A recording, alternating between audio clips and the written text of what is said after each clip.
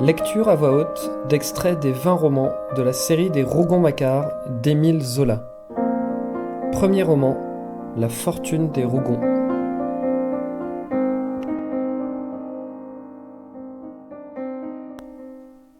La jeunesse de Pierre Rougon. À 16 ans, Antoine était un grand galopin dans lequel les défauts de Macquart et d'Adélaïde se montraient déjà comme fondus. Macquart dominait cependant avec son amour du vagabondage, sa tendance à l'ivrognerie, ses emportements de brute. Mais sous l'influence nerveuse d'Adélaïde, ces vices qui, chez le père, avaient une sorte de franchise sanguine, prenaient chez le fils une sournoiserie pleine d'hypocrisie et de lâcheté. Antoine appartenait à sa mère par un manque absolu de volonté digne, par un égoïsme de femme voluptueuse qui lui faisait accepter n'importe quel lit d'infamie pourvu qu'il s'y vautrât à l'aise et qu'il y dormît chaudement. On disait de lui « Ah, le brigand! Il n'a même pas comme Macquart le courage de sa gueuserie. S'il assassine jamais, ce sera à coups d'épingle. » Au physique, Antoine n'avait que les lèvres charnues d'Adélaïde. Ses autres traits étaient ceux du contrebandier, mais adoucis, rendus fuyants et mobiles. Chez Ursule, au contraire, la ressemblance physique et morale de la jeune femme l'emportait. C'était toujours un mélange intime. Seulement la pauvre petite, née la seconde, à l'heure où les tendresses d'Adélaïde dominaient l'amour déjà plus calme de Macquart, semblait avoir reçu avec son sexe l'empreinte plus profonde du tempérament de sa mère. D'ailleurs, il n'y avait plus ici une fusion des deux natures, mais plutôt une juxtaposition, une soudure singulièrement étroite. Ursule, fantasque, montrait par moments des sauvageries, des tristesses, des emportements de paria. Puis, le plus souvent, elle riait par éclats nerveux, elle rêvait avec mollesse, en femme folle du cœur et de la tête. Ses yeux, où passaient les regards effarés d'Adélaïde, étaient d'une limpidité de cristal, comme ceux des jeunes chats qui doivent mourir d'étisie. En face des deux bâtards, Pierre semblait un étranger. Il différait d'eux profondément pour quiconque ne pénétrait pas les racines mêmes de son être. Jamais enfant ne fut à pareil point la moyenne équilibrée des deux créatures qui l'avaient engendré. Il était un juste milieu entre le paysan Rougon et la fille nerveuse Adélaïde. Sa mère avait en lui dégrossi son père. Ce sourd travail des tempéraments qui détermine à la longue l'amélioration ou la déchéance d'une race paraissait obtenir chez Pierre un premier résultat. Il n'était toujours qu'un paysan, mais un paysan à la peau moins rude, au masque moins épais, à l'intelligence plus large et plus souple. Même son père et sa mère s'étaient chez lui corrigés l'un par l'autre. Si la nature d'Adélaïde, que la rébellion des nerfs affinait d'une façon exquise, avait combattu et amoindri les lourdeurs sanguines de Rougon, la masse pesante de celui-ci s'était opposée à ce que l'enfant reçût le contre-coup des détraquements de la jeune femme. Pierre ne connaissait ni les emportements, ni les rêveries maladives des louveteaux de Macquart. Fort mal élevé, tapageur comme tous les enfants lâchés librement dans la vie, il possédait néanmoins un fond de sagesse raisonnée qui devait toujours l'empêcher de commettre une folie improductive. Ses vices, sa fainéantise, ses appétits de jouissance n'avaient pas l'élan instinctif des vices d'Antoine. Il entendait les cultiver et les contenter au grand jour, honorablement. Dans sa personne grasse, de taille moyenne, dans sa face longue, blafarde où les traits de son père avaient pris certaines finesses du visage d'Adélaïde, on lisait déjà l'ambition, sournoise et rusée, le besoin insatiable d'assouvissement, le cœur sec et l'envie haineuse d'un fils de paysan dont la fortune et les nervosités de sa mère ont fait un bourgeois. Lorsque, à 17 ans, Pierre apprit et put comprendre les désordres d'Adélaïde et la singulière situation d'Antoine et d'Ursule, il ne parut ni triste, ni indigné, mais simplement très préoccupé du parti que ses intérêts lui conseillaient de prendre. Des 3 enfants, lui seul avait suivi l'école avec une certaine assiduité. Un paysan qui commence à sentir la nécessité de l'instruction devient le plus souvent un calculateur féroce. Ce fut à l'école que ses camarades, par leur huée et la façon insultante dont il traitait son frère, lui donnèrent de premiers soupçons. Plus tard, il s'expliqua bien des regards, bien des paroles. Il vit enfin clairement la maison au pillage. Dès lors, Antoine et Ursule furent pour lui des parasites éhontés, des bouches qui dévoraient son bien. Quant à sa mère, il la regarda du même œil que le faubourg, comme une bonne femme à enfermer qui finirait par manger son argent s'il n'y mettait ordre. Ce qui acheva de le navrer, ce furent les vols du maraîcher. L'enfant tapageur se transforma du jour au lendemain en un garçon économe et égoïste, mûri hâtivement dans le sens de ses instincts par l'étrange vie de gaspillage qu'il ne pouvait voir maintenant autour de lui sans en avoir le cœur crevé. C'était à lui ces légumes sur la vente desquels le maraîcher prélevait les plus gros bénéfices. C'était à lui ce vin bu, ce pain mangé par les bâtards de sa mère. Toute la maison, toute la fortune était à lui. Dans sa logique de paysan, lui seul, fils légitime, devait hériter. Et comme les biens périclitaient, comme tout le monde mordait avidement à sa fortune future, il chercha le moyen de jeter ses gens à la porte, mère, frère, sœur, domestiques, et d'hériter immédiatement. La lutte fut cruelle. Le jeune homme comprit qu'il devait avant tout frapper sa mère. Il exécuta pas à pas, avec une patience tenace, un plan dont il avait longtemps mûri chaque détail. Sa tactique fut de se dresser devant Adélaïde comme un reproche vivant. Non pas qu'il s'emportât, ni qu'il lui adressât des paroles amères sur son inconduite, mais il avait trouvé une certaine façon de la regarder, sans mot dire, qui la terrifiait. Lorsqu'elle reparaissait, après un court séjour au logis de Macquart, elle ne levait plus les yeux sur son fils qu'en frissonnant. Elle sentait ses regards, froids et aigus comme des lames d'acier qui la poignardaient longuement, sans pitié.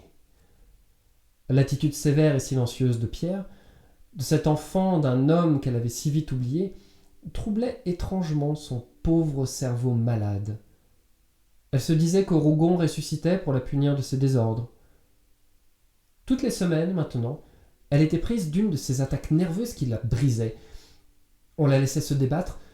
Quand elle revenait à elle, elle rattachait ses vêtements, elle se traînait, plus faible. Souvent, elle sanglotait la nuit, se serrant la tête entre les mains, acceptant les blessures de Pierre comme les coups d'un dieu vengeur. D'autres fois, elle le reniait.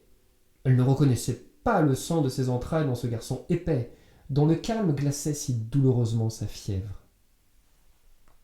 Elle eût mieux aimé 1000 fois être battue que d'être ainsi regardée en face. Ses regards implacables, qui la suivaient partout, finirent par la secouer d'une façon si insupportable qu'elle forma à plusieurs reprises le projet de ne plus revoir son amant, mais dès que Macquart arrivait, elle oubliait ses serments, elle courait à lui.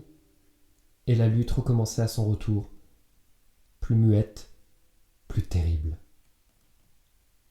Au bout de quelques mois, elle appartint à son fils. Elle était devant lui comme une petite fille qui n'est pas certaine de sa sagesse et qui craint toujours d'avoir mérité le fouet. Pierre, en habile garçon, lui avait lié les pieds et les mains, s'en était fait une servante soumise, sans ouvrir les lèvres, sans entrer dans des explications difficiles et compromettantes. Quand le jeune homme sentit sa mère en sa possession, qu'il put la traiter en esclave, il commença à exploiter dans son intérêt les faiblesses de son cerveau et la terreur folle qu'un seul de ses regards lui inspirait. Son premier soin, dès qu'il fut maître au logis, fut de congédier le maraîcher et de le remplacer par une créature à lui. Il prit la haute direction de la maison, vendant, achetant, tenant la caisse. Il ne chercha d'ailleurs ni à régler la conduite d'Adélaïde, ni à corriger Antoine et Ursule de leur paresse. Peu lui importait, car il comptait se débarrasser de ces gens à la première occasion. Il se contenta de leur mesurer le pain et l'eau. Puis, ayant déjà toute la fortune dans les mains, il attendit qu'un événement qui lui permît d'en disposer à son gré. Les circonstances le servirent singulièrement. Il échappa à la conscription de l'armée à titre de fils aîné d'une femme veuve. Mais 2 ans plus tard, Antoine tomba au sort. À cette époque, les soldats étaient tirés au sort. Sa mauvaise chance le toucha peu. Il comptait que sa mère lui achèterait un homme. Le conscrit que le sort désignait pour accomplir le service militaire pouvait alors en être dispensé s'il payait un homme de la même classe que lui pour servir à sa place. Adélaïde, en effet, voulut le sauver du service. Pierre, qui tenait l'argent, fit la sourde oreille. Le départ forcé de son frère était un heureux événement, servant trop bien ses projets. Quand sa mère lui parla de cette affaire, il la regarda d'une telle façon qu'elle n'osa même pas achever son discours. Son regard disait « Vous voulez donc me ruiner pour votre bâtard ?» Elle abandonna Antoine, égoïstement, ayant avant tout besoin de paix et de liberté. Pierre, qui n'était pas pour les moyens violents et qui se réjouissait de pouvoir mettre son frère à la porte sans querelle, joua alors le rôle d'un homme désespéré. L'année avait été mauvaise, l'argent manquait à la maison, il faudrait vendre un coin de terre, ce qui était le commencement de la ruine. Puis il donna sa parole à Antoine, qu'il le rachèterait l'année suivante, bien décidé à n'en rien faire. Antoine partit, dupé, à demi content. Pierre se débarrassa d'Ursule d'une façon encore plus inattendue. Un ouvrier chapelier du faubourg, nommé Mouret, se prit d'une belle tendresse pour la jeune fille qu'il trouvait frêle et blanche comme une demoiselle du quartier Saint-Marc. Il l'épousa. Ce fut de sa part un mariage d'amour, un véritable coup de tête sans calcul aucun. Quant à Ursule, elle accepta ce mariage pour fuir une maison où son frère aîné lui rendait la vie intolérable. Sa mère, enfoncée dans ses jouissances, mettant ses dernières énergies à se défendre elle-même, en était arrivée à une indifférence complète. Elle fut même heureuse de son départ, espérant que Pierre, n'ayant plus aucun sujet de mécontentement, la laisserait vivre en paix à sa guise. Dès que les jeunes gens furent mariés, Mouret comprit qu'il devait quitter Plassans, s'il ne voulait entendre chaque jour des paroles désobligeantes sur sa femme et sur sa belle-mère. Il partit. Il emmena Ursule à Marseille, où il travailla de son état. D'ailleurs, il n'avait pas demandé un sou de dot. La dot était l'argent que l'on donnait au mari.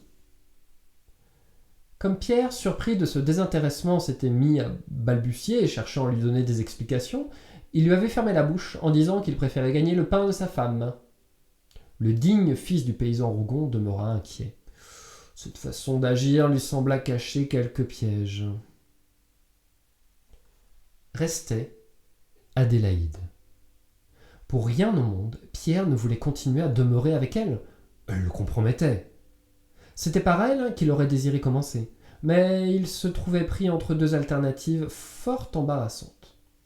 La garder, et alors recevoir les éclaboussures de sa honte, s'attacher au pied un boulet qui arrêterait l'élan de son ambition, ou bien la chasser, et à coup sûr se faire montrer au doigt comme un mauvais fils, ce qui aurait dérangé ses calculs de bonhomie. Sentant qu'il allait avoir besoin de tout le monde, il souhaitait que son nom rentrât en grâce auprès de Plassans entiers. Un seul moyen était à prendre, celui d'amener Adélaïde à s'en aller d'elle-même. Pierre ne négligeait rien pour obtenir ce résultat. Il se croyait parfaitement excusé de ses duretés par l'inconduite de sa mère. Il la punissait comme on punit un enfant, les rôles étaient renversés. Sous cette férule toujours levée, la pauvre femme se courbait. Elle était à peine âgée de 42 ans et elle avait des balbutiements d'épouvante, des airs vagues et humbles de vieille femme tombée en enfance. Son fils continuait à la tuer de ses regards sévères, espérant qu'elle s'enfuirait le jour où elle serait à bout de courage. La malheureuse souffrait horriblement de honte, de désir contenu, de lâcheté acceptée, recevant passivement les coups et retournant quand même à Macquart, prête à mourir sur la place plutôt que de céder. Il y avait des nuits où elle se serait levée pour courir se jeter dans la rivière, si sa chair faible de femme nerveuse n'avait eu une peur atroce de la mort. Plusieurs fois, elle rêva de fuir, d'aller retrouver son amant à la frontière. Ce qui la retenait au logis, dans les silences méprisants et les secrètes brutalités de son fils, c'était de ne savoir où se réfugier. Pierre sentait que depuis longtemps, elle l'aurait quitté si elle avait eu un asile. Il attendait l'occasion de lui louer quelque part un petit logement lorsqu'un accident sur lequel il n'osait compter brusqua la réalisation de ses désirs. On apprit dans le faubourg que Macquart venait d'être tué à la frontière par le coup de feu d'un douanier au moment où il entrait en France toute une cargaison de montres de Genève. L'histoire était vraie. On ne ramena pas même le corps du contrebandier, qui fut enterré dans le cimetière d'un petit village des montagnes. La douleur d'Adélaïde fut stupide. Son fils, qui l'observa curieusement, ne lui vit pas verser une larme. Macquart l'avait faite sa légataire. Elle hérita de la masure de la passe Saint-Mitre et de la carabine du défunt qu'un contrebandier échappé aux balles des douaniers lui rapporta loyalement. Dès le lendemain, elle se retira dans la petite maison, elle pendit la carabine au-dessus de la cheminée et vécut là, étrangère au monde, solitaire, muette. Enfin, Pierre Rougon était seul maître au logis.